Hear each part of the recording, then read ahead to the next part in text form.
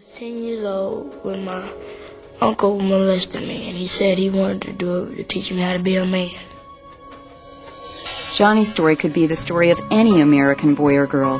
Johnny's parents got a divorce when he was 10 years old, and every other weekend he would go to his father's house, where his 42-year-old uncle also lived. That's how Johnny's nightmare began.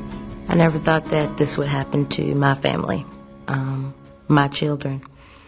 I've had so many talks with them involving sex and abuse and a lot of information about stranger danger. What I didn't emphasize as much as I wished I should have is that this includes family members.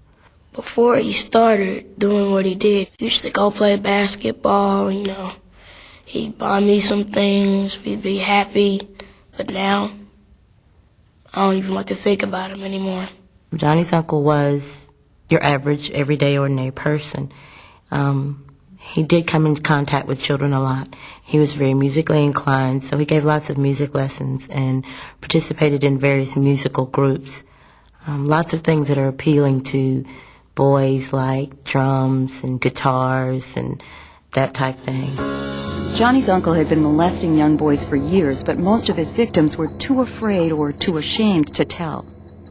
He threatened me by saying if I told anybody and something happened to him for it, he'd get me back, or he would come for me or try and hurt me or something. It made me feel scared and petrified.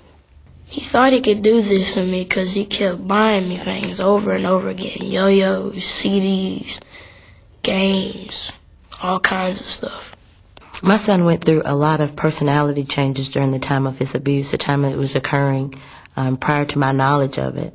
He spent a lot of time in his room by himself, very secluded. His sister and he had a normal sister-brother relationship, but his personality even began to change towards her. He became very aggressive. It affected me in a whole bunch of ways. I kept being mean to my sister, sometimes hitting her. I was mean to everybody else. I didn't like to play basketball anymore or anything.